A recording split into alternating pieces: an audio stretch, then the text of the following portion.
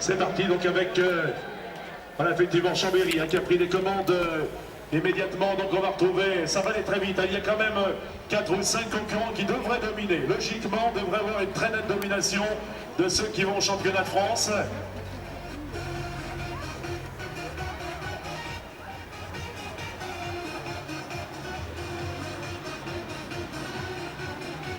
Mathis André, après un bon départ, il est deuxième. Mathis André, donc derrière Dorplan, de Sprint Evolution. Salah Anka, donc est en deuxième position. Anka est là, donc avec le 8, Peric Dorplan également.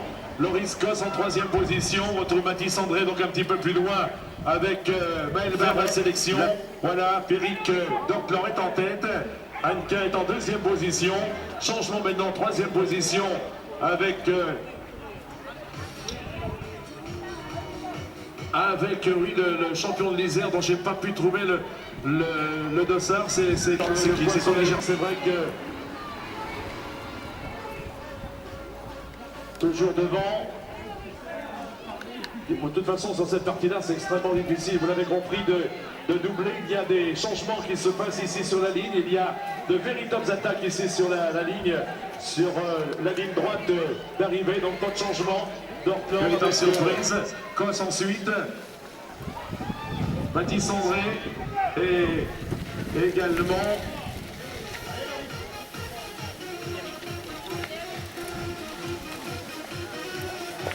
le 14, Quentin Soleillant.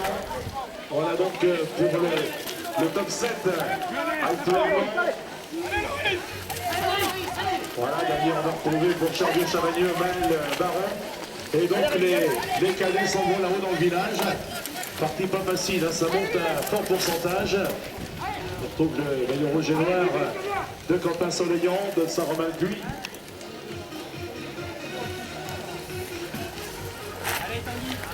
Et Romain Riquel va donc faire bonne marche du peloton. C'est Mathis André, l'As, Maël Baron, qui avait terminé 8e des Rhône-Alpes. Le 14, Quentin Soleillant. Et le 2, Thomas Bagou. Toujours au Barreau, donc un passage difficile là pour le deuxième actuellement, c'est-à-dire Alan Adequin. Voilà donc le passage sur la ligne. Pierre Dorplan creusait l'écart d'un seul coup d'un seul. Et là donc l'accélération, c'est pas qu'il se bagarre, hein, c'est tout simplement qu'il faut prendre de la vitesse pour ne pas laisser filer donc le leader. Tout près du podium. Là pour l'instant, les S il a fait le trou, hein. Dans le village. Regardez le regroupement est pratiquement acquis dans le société. Le 4, Mathis André et le 7, Loris Kos.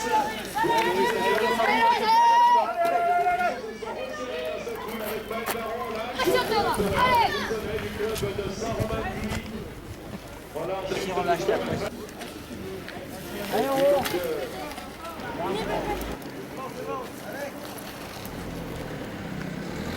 C'est celui qui domine pour l'instant en ce début d'épreuve.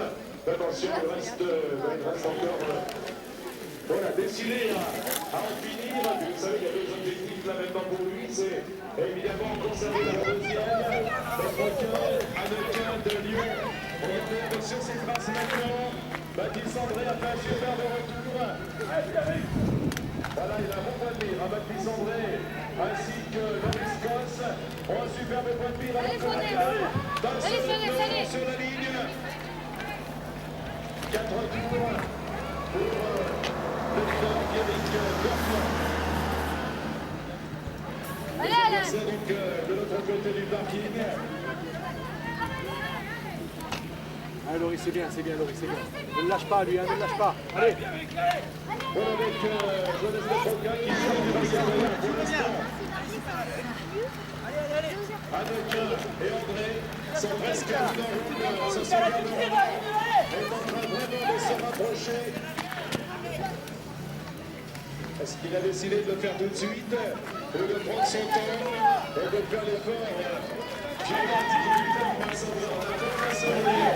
Et je le retrouve. Et à l'instant, Julien Rougier. donc Baptiste André qui est revenu sur le cours, qui les précédait. On a vu ici sur la ligne de quelques petites secondes. Voilà, on termine ici sur la ligne avec Rémi Capron et Romain Riquelme dans quelques instants. Et on retrouvera déjà le leader après la pause de Noël en quelque sorte, pause de fin d'année. Il y a peut-être quelques cyclocross également, mais on va se retrouver. Donc j'aurai le plaisir de vous retrouver d'ailleurs également en épreuve pour les élites en milieu d'après-midi. Tanguy Germain qui passe également sur la ligne alors que maintenant il éprouve le besoin. Allez Tanguy, c'est bien, on continue.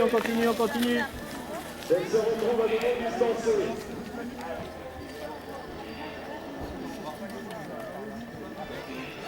Voilà, casse, même si aujourd'hui on n'a pas eu beaucoup en tout cas de casse. Le circuit est finalement pas trop doueux. C'est vrai qu'à Saint-Étienne hier, on a eu beaucoup d'abandon d'ailleurs, avec notamment Lionel Champion, exactement avec le même retard qu'au tour précédent, alors que Pierrick Portant passe à l'instant à 3 tours de l'arrivée. On est à mi-course maintenant.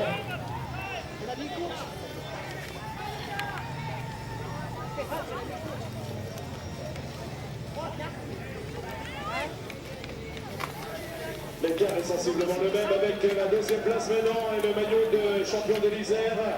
Johannes Petroca, donc toujours second. Allez Loris, allez! Troisième place aussi maintenant. Troisième et quatrième, regardez, l'écart se réduit de nouveau. Il est parti ici, Baptiste André est très fort et revient chaque fois sur Alain Hannequin. Voilà, Alain Hannequin, toujours troisième. On le retrouve juste derrière le podium des arbitres. Voilà, Hannequin, maillot bleu, Baptiste André va se faire. Et on a vu ensuite Baptiste André perdre pied. Elles ont la même conduite, tous les deux que sur le tour précédent. Même écart au passage. Et le retour à l'instant de Quentin Soleillant qui revient avec son sociétaire de Charlieu. Excellent finisseur, Quentin Soleillant. On a des concurrents et il s'attaque maintenant au sociétaire de Charlieu. Allez! Le troisième passe à l'instant, du côté de Charlieu, c'est Julien Rougier. Voilà que vous écoutera M. André Armanet dans quelques instants, président du CVAC-Bien. Donc on va laisser tranquille pour l'instant, puisqu'il suit et cherche le regard évidemment son coureur.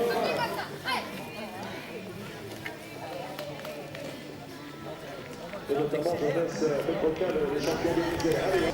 À Budoy, je crois que. Alors que là, à l'instant, changement à la troisième place, à l'instant devant nous, et il attaque même. Ça va être une belle bagarre, hein, c'est loin d'être terminé pour la troisième place. Voilà, Hannequin passe maintenant. Si quelqu'un déclenche un belle bataille entre donc Baptiste André qui est passé maintenant en troisième position. Baptiste André et donc Alain Hannequin, alors que les leaders vont passer sur la ligne. 12 secondes, merci Christophe Morel. 12 petites secondes, ça promet une deuxième partie. On est même dans la troisième maintenant, puisqu'il reste tout simplement un tiers de course.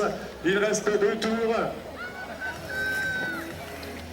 Ah, les supporters de l'Isère, vous allez avoir un rôle à jouer. Le sociétaire du CVAC Vienne à 12 secondes.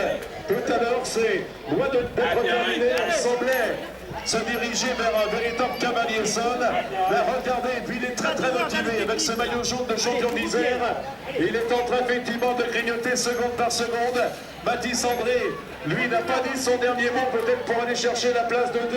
En tout cas, avec par Pierre-Roger Latour et par Vincent Terrier, son directeur sportif à Chambéry. Voilà, ça se passe plutôt bien. Enfin, je ne sais pas s'il suit bien la course parce qu'ils sont en grande discussion. Voilà, on va saluer l'organisateur Christophe Morel qui est là avec nous, grand connaisseur de cyclocross. Il a été épreuve que j'avais le plaisir de présenter avec la voix du tour, avec Daniel Manjas, qui sera encore au micro donc au championnat de France, alors que là on retrouve le duo et le bon retour de Soleillant. Voilà, c'est fait. Quand je vous disais que c'était un bon finisseur, regardez, Soleillant est en train de revenir sur les deux sociétaires de Charlieu. La jonction se fait à l'instant. Voilà un superbe retour. Alors, je ne sais plus pour quelle place on est là, mais en tout cas, ils vont être à 2 contre 1. Ça va être difficile pour le maillot rouge de Quentin Soleillant. Mais en tout cas, il a fait un superbe retour. C'est pour la 6e.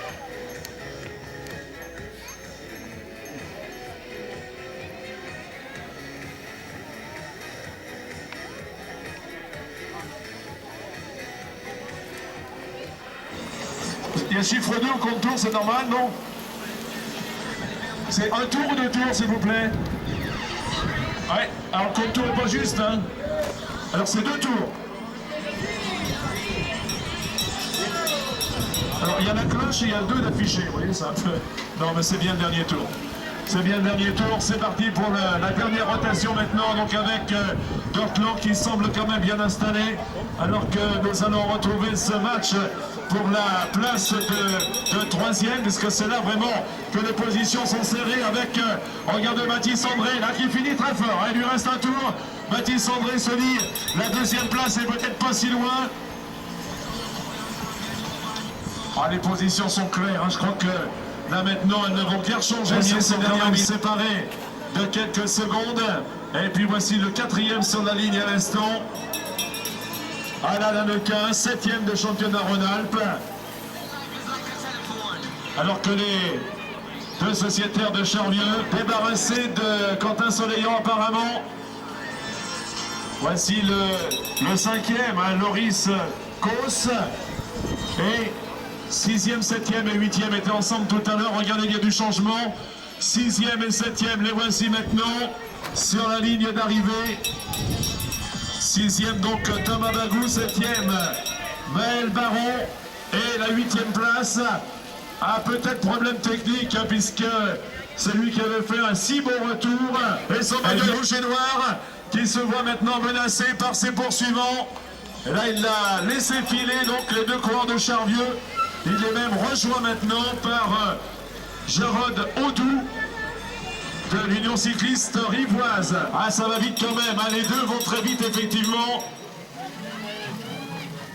On va leur souhaiter évidemment de réaliser leur objectif sur les championnats de France, puisqu'ils font partie de la sélection régionale. C'est vrai que... Et donc Alain Lannequin,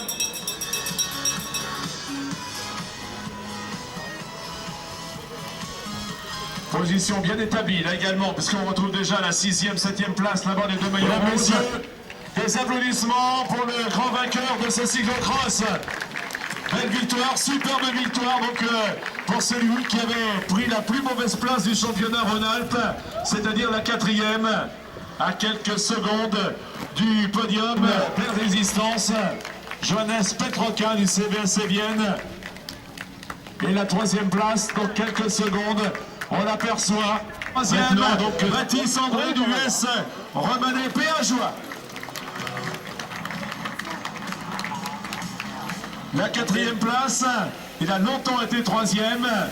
Alors on va le retrouver, il avait terminé 7e du championnat Rhône-Alpes. Alain Lannequin avec le maillot lyonnais de Lyon Sprint Evolution. Voilà, on applaudit celui qui prend donc la plus mauvaise place, hein, 4e au pied du podium. Avec donc la 5e place maintenant, avec Loris Cos. Voilà, place qu'il occupe depuis bien longtemps maintenant. Loris Cos, la Gillonnais termine maintenant. Et puis les 2 sociétaires de Charlieu, j'imagine que l'ambiance va monter d'un tour maintenant, avec les 6e et 7e. Allez, tous les supporters de Charlieu, à vous de jouer donc pour Maël Baron tout d'abord. Et pour Thomas Bagou ensuite.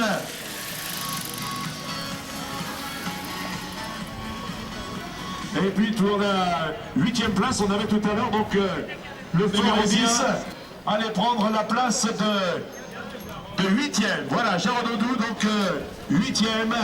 Et la 9e place